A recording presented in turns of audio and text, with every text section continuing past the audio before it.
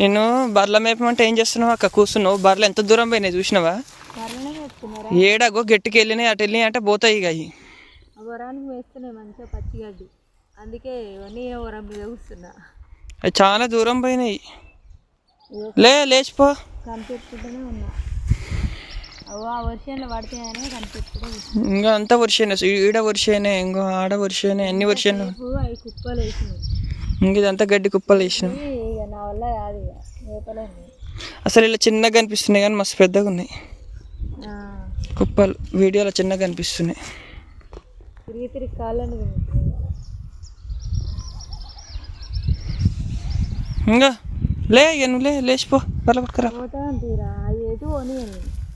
నా బాధ్యతనే, ఎవరి షేర్లో పడ్డా నా బాధ్యత. సరేనా? నైట్ ఎమ్మటే తిరగాలంటే ఎండ కొడుతుంది. అది